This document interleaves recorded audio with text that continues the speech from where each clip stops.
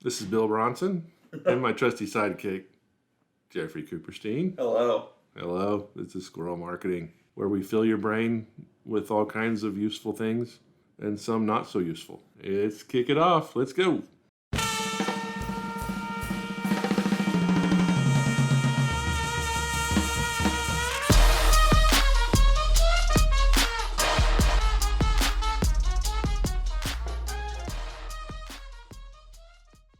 Well, cool. So we've got a new not a new microphone. We set it up right. Yes. So basically a new microphone. Basically a new microphone. It's a Blue Yeti. It's cool.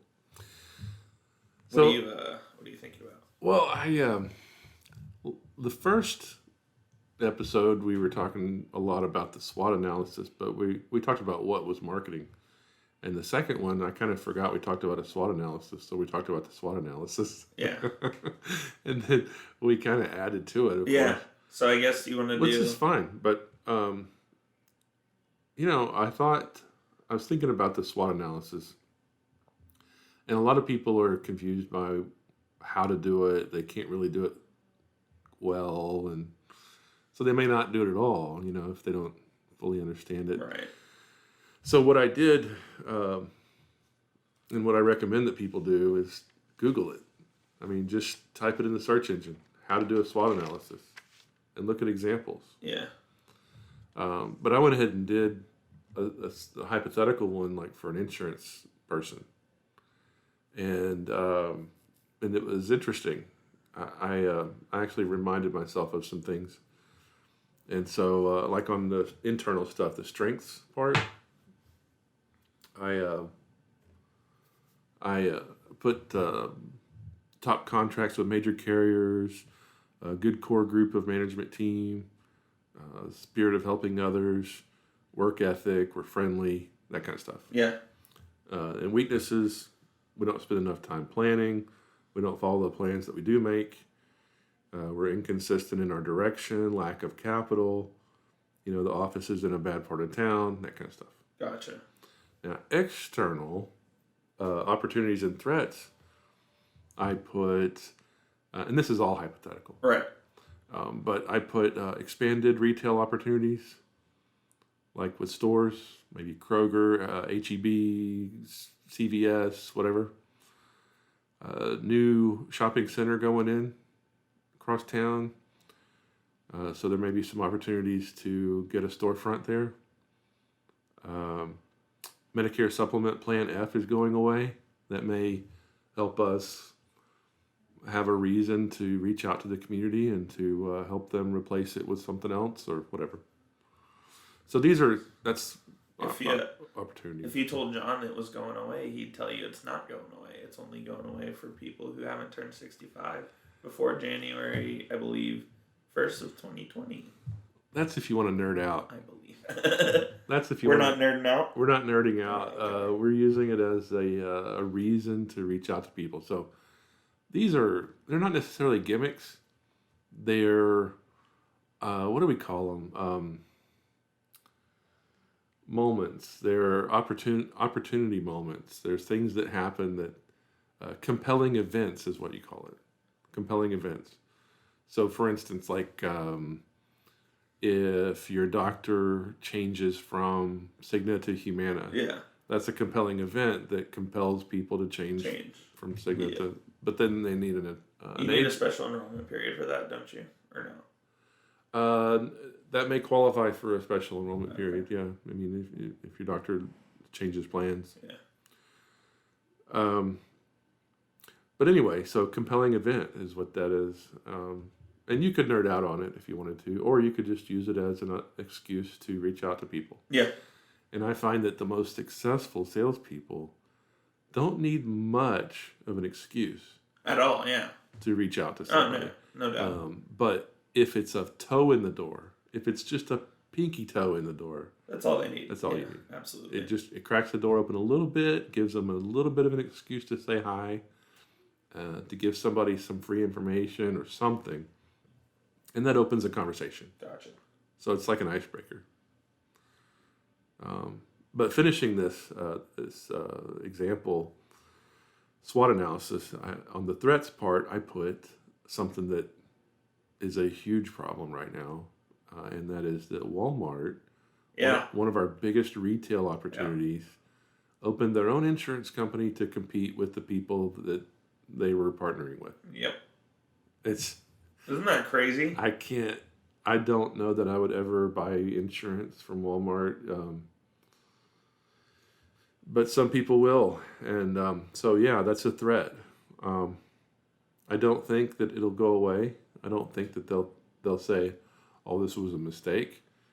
I think that these businesses like Walmart and especially Amazon and Google they're absorbing market share, going into other markets. We'll talk about alignment in strategy at some point, and they're going into horizontal markets. This is a horizontal situation for them. It's not going vertical. Right. I mean, because Walmart vertical, it would be merchandising. It'd be they're just going straight in tires. Yeah. No, they're just hopping to a different industry altogether Right. and just stealing stuff, basically. And I don't understand why a company would segment that far. I mean, Amazon started doing it, but Amazon never really did have a niche anyway, except they began with books. The Kindle. Just past that, Yeah. they quickly became a platform for every industry. So by becoming a platform for every industry, then they diversified their focus that way. Right. And then, of course, then there's the old let's compete with everyone who's doing business with us and shut them down or buy them. Essentially, yeah. It's really crazy. But that's why Jeff Bezos is like probably the richest guy on the planet. So It'd be nice to be him. I don't know. I don't know that. It'd be nice to have his money. It Maybe would. not to be It him. would. It would. Yeah. I don't think I would be the kind of person who would want to go into every industry and strip mine it. Yeah. I'm not that kind of person. No. I want everyone. I actually like people around me to be successful. Yeah. I like to have friends who are successful at their thing that I don't have a part of. And I like to be around people like that. I don't want to be the guy who shut everybody down and now I'm king of the world. That's just narcissistic. But so we talked about the SWOT analysis and we talked about a vision statement last time. And I was listening to it and I was thinking, part of this that most people won't really understand what to do or how to do is to define their market. A lot of people, and we don't have to spend much time on this because defining your market is pretty simple. Who are you going to help? What are you going to give them? Yeah. With what? Yeah. And what are you going to give them? So don't be afraid to focus, though. I think a lot of people feel like they have to be a jack of all trades, and this comes from a lack mentality. And be very careful about making decisions based on a lack mentality.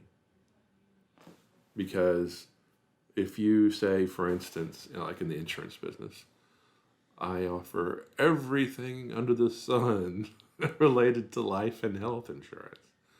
Everything Medicare, everything health, dental, life, annuities. I'm a financial planner too. What do you sell wedding dresses and manure as well? I mean, Right.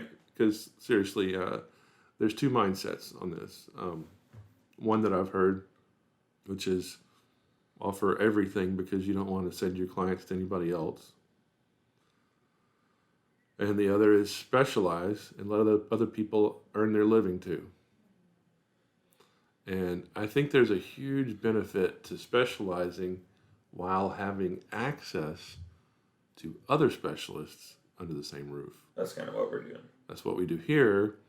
But we promote something different, which is weird. We promote that you have you be able to help everyone with anything they need. But what we actually practice is that we have specialists under the same roof. Right.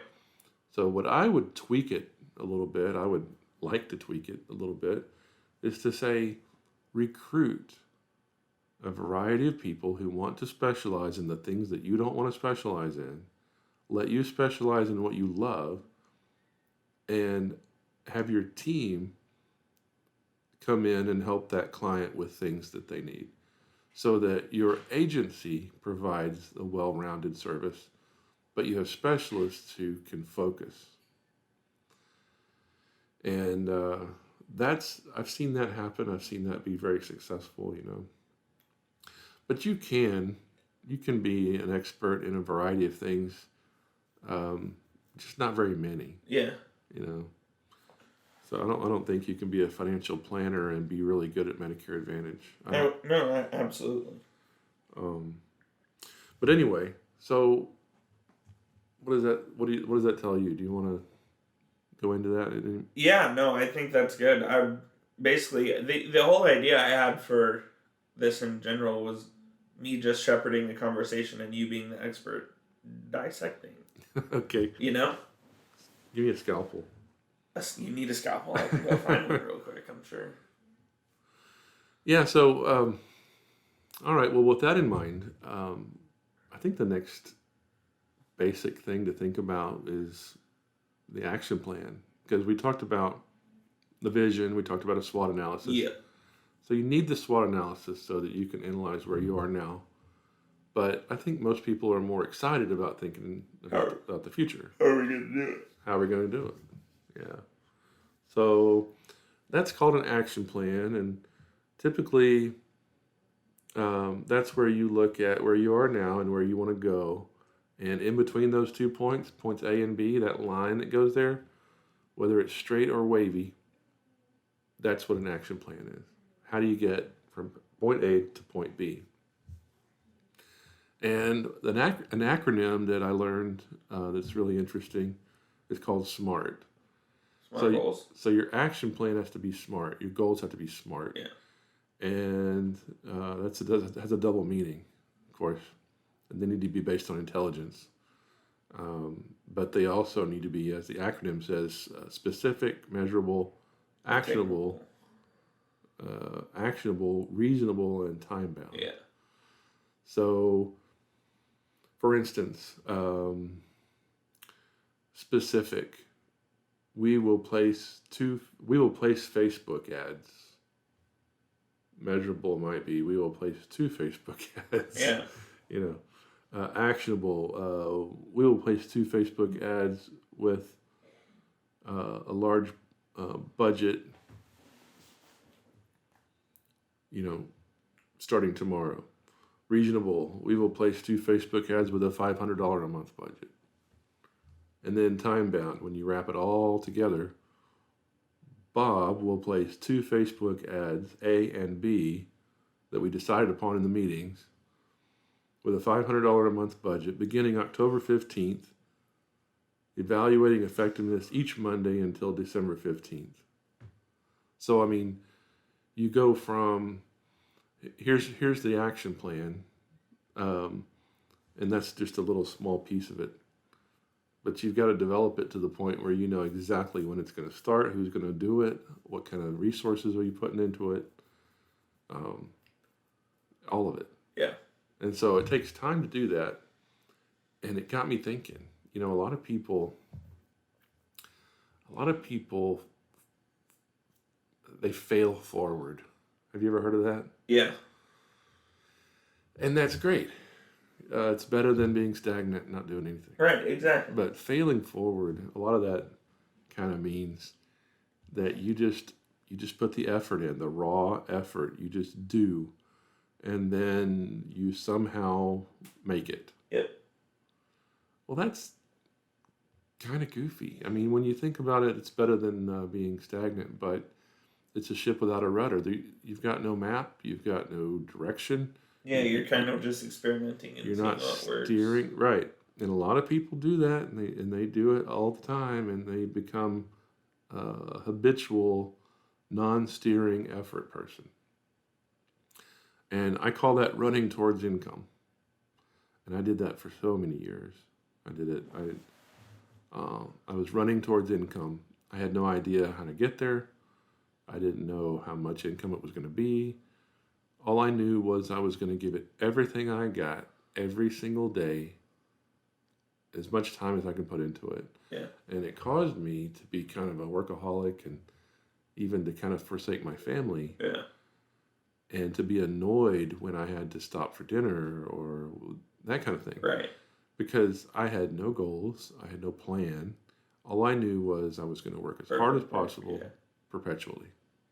And that's really difficult over time. Wears you down.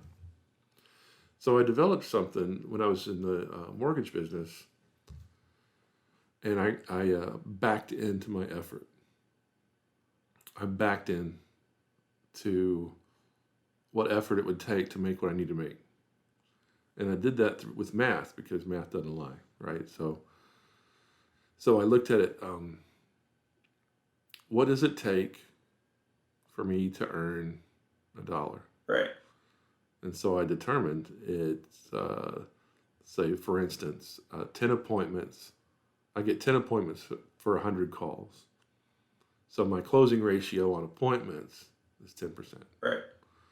And then I get 2 sales for every 10 appointments. That's a 20% closing ratio on sales to appointments. And then I knew I made $400 a sale, let's say. I made a whole lot more than that on a mortgage, but for the sake of this. So if I know my goal for the month, let's say, is $8,000. And if I make $400 a sale, that's 20 sales. So 20 sales is 100 appointments. 100 appointments is 1,000 calls. So if you do the math, 1,000 calls divided by 20 working days is 50. That means I can make $8,000 a month based on the numbers. Now, these are numbers that you get from your actual numbers. Right. So you go back like 3 months and you calculate how many calls did you make each week. How many sales? How many sales? How many appointments? How much money was that? You divide it all in, and you come up with this ratio, this formula, and then you put that formula in here, and you say, okay, based on what I just told you, I got to make 50 calls a day, 5 days a week, and based on the ratios, I'm gonna make $8,000. So now you know, if you've made 60 calls today, or let's say 60 conversations, because I don't like calls. Those can be voicemail.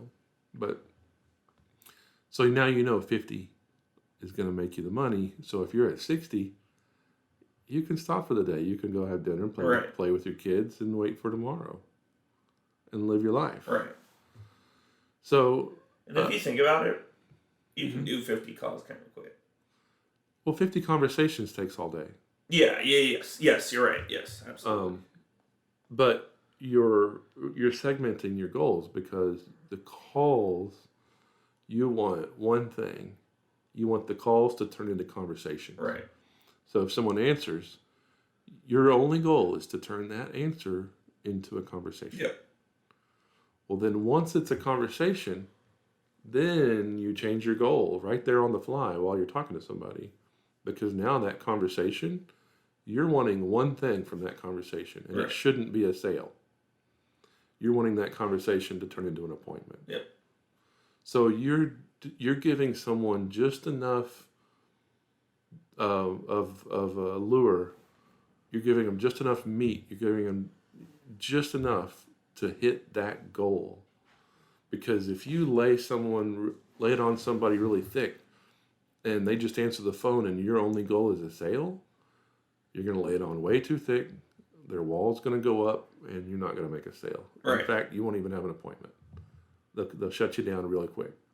So when you first call somebody, this is not marketing. This is sales now. You've got to turn that call into a conversation. You got to turn that conversation into an appointment. That appointment is what makes you the sale. Yep. So you back into it. And most people don't do that. Most people run towards their income. They have no idea what it takes. They don't do the math, and they work too much. They burn themselves out. And what's funny is most of the really, truly successful people I know back into it. Yeah. Success takes time. And if you look at it, they back into it and they look like it's effortless because they don't have to bust their butt all day long. Yeah. They've done their thing. Now it's time for them. Now it's time to go to the gym. Now it's time to go to dinner. Watch a movie with the kids. They're not worried about work. Right. Because they're working their plan, period. And so it looks like, man, you're making $300,000 a year and you don't look like you're working that hard. But I know the other side of it. I know people making $300,000 a year that never stop working. Right. They're divorced. Their kids don't know them. They can't use their money for. It's horrible. Yeah. Because they never made a plan. Right. There's not something fundamentally wrong with them. They just didn't do the math. They didn't work it right. You know what's funny? My wife, we were putting these lights on the pergola on our back porch. And so she just buys them out of the blue. No research. The lights? Totally opposite from me. Yeah. So I'll research things to death and then I'll order the best thing. Period. Right. No. She looked it up. She's like, oh, I like the way those look. Bought them. And then so I saw these boxes when I got home that I'm supposed to install, or she didn't say that. She's going to install them. But her back kind of hurts. And so I'm like, well, your back's hurting. Why do you think you're going to be installing these? So let me help. Well, so she's out there, no plan, not a plan. These are it's a static length. These things are 50 or 60 feet long. And the pergola is a certain dimension, right? Yeah. So the pergola is 10 by 14. And these things are 60 feet long. Yeah. Well, if you're angling how you're going to string them, that's not 10 feet. That's probably 11 feet. So you could even kind of estimate, but you still got to do the math. Right. And so I kept telling her, you don't know where to start. You don't know where you're going to end up. And we're hammering these big old brads into this wood. And I'm like, we're going to have to pull these brads back out and move this thing around as you figure it out. Well, just do the math. I have a measuring tape. Let's do the math. Anyway, so she got on this kick about teasing me. Oh, let's just do the math. Well, so what happened was she went and got this chalk. You know the kids' chalk you draw on the sidewalk? Yeah. She eyeballs it. She walks over there, draws an X on my flagstone, which, it irked me because I just finished the patio. You just put it. So she draws these X's on my flagstone. Our flagstone. But your flagstone. Yeah. So she draws these X's, and then she just sort of lays this thing out all willy-nilly. And she's like, okay, that'll work. I did the math. I'm like, no, you didn't even use a measuring tape. I mean, you don't have any clue. So when it was all done, it worked out to the inch perfect. And that's not good. Because, it didn't make my point. Right, exactly. It worked, but it didn't make your point. It worked, but that's the most important I ended up being wrong. She's always right. And it looks great. But anyway. All right, so what do you think? What else do you want to talk about? What are you doing this weekend? Not a thing. Nothing? Watching football. You look tired. I am very tired, yeah. Why? What did you do? Start gaming last night? No, I wish. The whole, weather mood just drains me. So, yeah, it looks like it's 5 a.m. outside. It's dark. And it's not. Right now it's 9:45 and no sun. It's just rainy and nasty outside. So, good time to plan, though. Absolutely. These are the best planning days. Good time to sit down and plan. And I recommend people just take a piece of paper and dream. Think about where you are now and then put that behind you. Say, okay, that's where I am now. That's a great idea. What do I want my life to look like next week, next month, in January, in June? and kind of say, be realistic. And, Yeah. and that's the easy way to do it. You don't have to memorize these acronyms or anything. Just say, okay, by this time next week, I want to be, rolling out of bed doing 50 crunches Right. every morning on the weekdays. And then just make that little thing happen. It's kind of like those Facebook ads. I want to decide on and place 2 Facebook ads. I'm going to set it for a $500 budget for the month, and I'm going to do that by this time next week. Set that little goal and do it. If you're moving forward, that's a good thing. And then as far as your effort level goes, if you have leads to call or you've got something measurable, I'd back into it, like I was saying. Yep. So, hope everybody enjoyed that little tidbit. We'll think about next time. And we'll see you then. And we'll see you then. Have a good weekend. See ya.